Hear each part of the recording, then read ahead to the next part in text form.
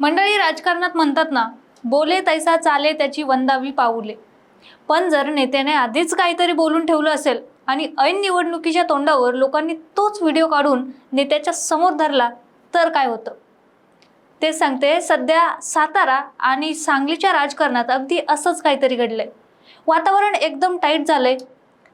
महायुतीत जागेचा तिढा सुटायला तयार नाहीये. शिवसेना आणि भाजप एकमेकांसमोर दंड ठोकून उभे आहेत. आणि अशातच सोशल मीडियावर राज्याचे मुख्यमंत्री देवेंद्र फडणवीस यांचा एक जुना व्हिडिओ रॉकेट सारखा पसरलाय. या एका व्हिडिओमुळे सातारा सांगली विधान परिषदेच्या निवडणुकीला असा काही नवा ट्विस्ट मिळालाय की चांगल्या राजकीय गणितांची गोळाबेरीज चुकलीये. आता चर्चा एकच सुरू आहे की फडणवीस आपला जुना शब्द पाळणार का आणि साताऱ्याच्या मान खटावचे तगडे नेते शेखर गोरे यांना थेट विधान परिषदेची लॉटरी लागणार का? महायुतीचं गणित काय आहे? महाविकास आघाडी काय गेम खेळते आणि साताऱ्यात नक्की कोणाचं पारडं जड भरणार आहे? सगळं काही सविस्तर एकाच व्हिडिओमध्ये जाणून घेऊया, त्यामुळे व्हिडिओ शेवटपर्यंत नक्की बघा. नमस्कार, मी पूजा आणि तुम्ही बघताय सत्य पे सत्ता. प्रश्न तुमचे, आवाज आमचा. तर मंडळी, आधी संपूर्ण मॅटर समजून घेऊया. सोशल मीडियावर जो व्हिडिओ धुमाकूळ घालतोय, व्हायरल होतोय, तो काही आजचा नाहीये. तो आहे गेल्या विधानसभा निवडणुकींच्या वेळेचा. त्यावेळी साताराच्या मानखटाव मतदारसंघातून भाजपचे जयकुमार गोरे निवडणूक लढवत होते आणि त्यांचे सख्खे भाऊ म्हणजे शेखर गोरे, जे साताऱ्याच्या राजकारणातलं आणि विशेषतः जिल्हा बँकेतलं एकदम दमदार आणि कडक नेतृत्व म्हणून ओळखले जातात, त्यांनी भाजपमध्ये प्रवेश केला. त्या जाहीर सभेत किंवा मुलाखतीत देवेंद्र फडणवीस काय म्हणाले होते ते बघा व्हिडिओमध्ये. शेखर गोरेंनी आपले स्वतःचं नेतृत्व तयार केलं आहे, समाजामध्ये आपली एक ओळख तयार केलेली आहे. त्यांच्या येण्यामुळे निश्चितच भारतीय जनता पक्षाला आणि महायुतीला एक विशेष असा फायदा होईल. आणि मी शेखर गोरे यांना आश्वस्त केलेलं आहे की भविष्यामध्ये त्यांची पूर्ण काळजी महायुतीच्या माध्यमातून घेतली जाईल आणि त्यांना विधानमंडळात काम करता येईल अशा प्रकारची कारवाई देखील महायुतीच्या माध्यमातून, भारतीय जनता पक्षाच्या माध्यमातून आम्ही करू, अशा प्रकारची ग्वाही देखील मी त्यांना दिली आहे. सातारा जिल्ह्यातील एक दमदार नेतृत्व म्हणून शेखर गोरे आमच्यासोबत येत आहेत. ही अत्यंत आनंदाची गोष्ट आहे. शेखर गोरेंनी समाजात आपली स्वतःची विशेष ओळख आणि नेतृत्व तयार केले. त्यांच्या येण्यामुळे भाजप आणि महायुतीला मोठा फायदा होईल. मी शेखर गोरे यांना आश्वस्त केले की भविष्यात त्यांची पूर्ण काळजी महायुतीच्या माध्यमातून घेतली जाईल.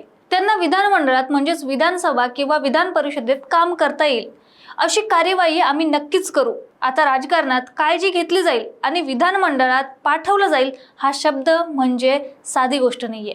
शेखर गोरेंनी त्या शब्दावर विश्वास ठेवला. त्यांनी स्थानिक पातळीवर पूर्ण ताकद लावली. जयकुमार गोरेंच्या विजयात आणि त्या भागात भाजप मजबूत करण्यात शेखर गोरेंचा मोठा वाटा होता. आता 2016 नंतर 2026 उजाडले. सातारा सांगली स्थानिक स्वराज्य संस्था मतदारसंघांची निवडणूक दारात आली आहे आणि बरोबर याच वेळी व्हिडिओ बाहेर आला. यालाच म्हणतात परफेक्ट टायमिंग. आता तुम्ही म्हणाल की व्हिडिओ व्हायरल झाला तर काय झालं, त्यात एवढी काय खळबळ उडायची काय गरज आहे?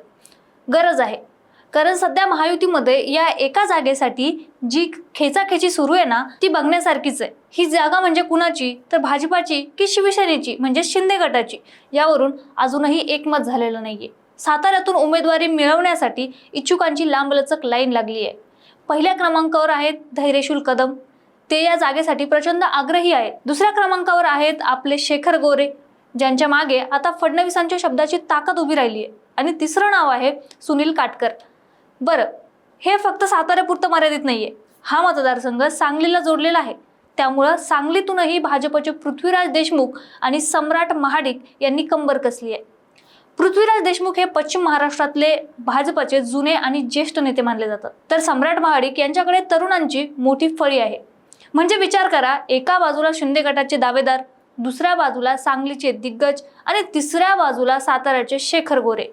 अशा त्रिकोणी आणि चौरंगी लढतीत देवेंद्र फडणवीस आता कोणाला न्याय देणार आहे? शेखर गोरेंना दिलेला शब्द पाळायचा ठरवला तर सांगलीचे नेते किंवा शिंदे गटाचे नेते नाराज होणार आणि जर शब्द पाळला नाही तर व्हिडिओ तर ऑलरेडी सोशल मीडियावर फिरतोच आहे. विरोधक टोमणे मारायला मोकळे होऊन जातील. काय पेच आहे ना.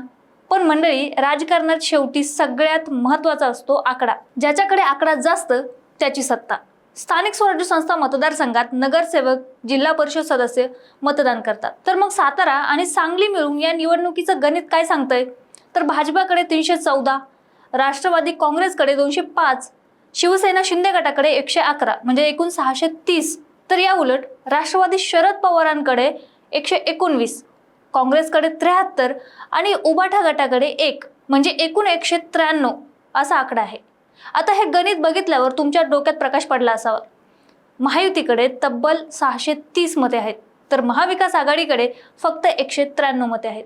याचा सरळ सोपा आणि शुद्ध मराठीत अर्थ असा आहे की महायुतीचं पारडं या निवडणुकीत प्रचंड जड आहे.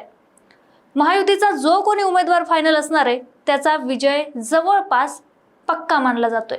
आणि जिथे विजय पक्का असतो ना, तिथेच उमेदवारी मिळवण्यासाठी पक्षात सगळ्यात जास्त हाणामारी सुरू होते.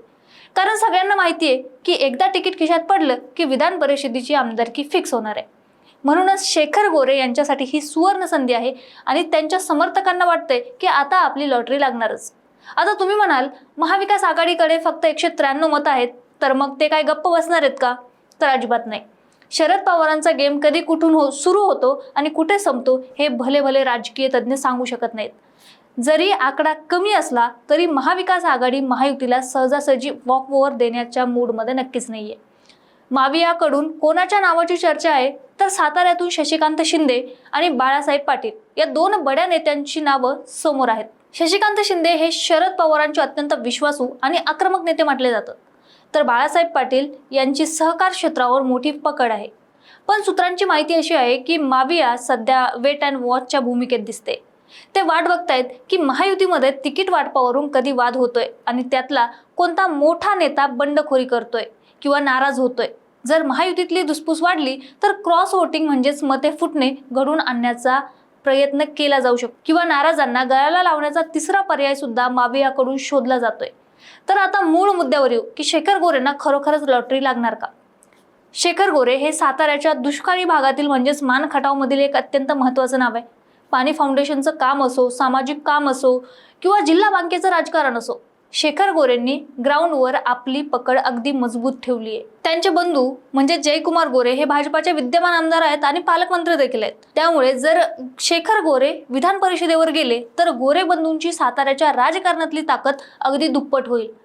पण भाजपासमोर अडचण अशी आहे की जर साताऱ्यात गोरेंना तिकीट दिलं तर सांगलीचे पृथ्वीराज देशमुख काय करणार आहे? पृथ्वीराज देशमुखांनी यापूर्वी पक्षासाठी अनेकदा त्याग केलाय. दुसरीकडेच शिंदेच्या शिवसेनेचे धैर्यशील कदमही साताऱ्यातून आडून बसलेत. देवेंद्र फडणवीस हे चाणक्य मानले जात असले तरी तो व्हायरल व्हिडिओ जरी जुना असला तरी राजकारणात दिलेल्या शब्दाला वजन असतं. जर फडणवीसांनी शब्द पाळायचं ठरवलं तर शेखर गोरेंना थेट मुंबईच्या विधानभवनात आमदार म्हणून दिसू शकतात. पण त्यासाठी त्यांना महायुतीमधील इतर घटकांना शांत करावं लागेल. तर मंडळी, हा आहे सातारा सांगली विधान परिषदेचा संपूर्ण राडा. देवेंद्र फडणवीसांचा तो व्हिडिओ, महायुतीची अंतर्गत लढाई, महाविकास आघाडीचा सायलेंट गेम आणि शेखर गोरेंची लागणारी लॉटरी. मंडळी, तुम्हाला काय वाटतंय? देवेंद्र फडणवीस शेखर गोरेंना दिलेला शब्द पाळणार का? साताऱ्यात उमेदवारी मिळणार की सांगली मारून नेणार? आणि महाविकास आघाडी काही चमत्कार करू शकेल का? तुमची मतं खाली कमेंट बॉक्समध्ये नक्की सांगा आणि अशाच विश्लेषणासाठी पाहत राहा सत्य पे सत्ता. प्रश्न तुमचे, आवाज आमचा. लग्न ठरलंय ना तुझं? आणि हे काय? अगं, मला पीसीओडीचा त्रास आहे. कधीतरी हे सासरी कळेलच ना. मग त्याच्यामुळे मुलं होण्यात अडचण येते ना. हे एकतर पीसीओडी इतका गंभीर आजार नाहीच आहे आणि त्यावर सोपा उपाय आहे. आपल्या ईशाला लग्नाआधी असाच त्रास होता. तिने डॉक्टर चाटेज होमिओपॅथी क्लिनिक मध्ये उपचार घेतले आणि तिला आता 2 मुलं आहेत. Doctor Chate's homeopathy clinic, side effect नसलेला होमिओपॅथीचा नैसर्गिक उपचार. 9545727107.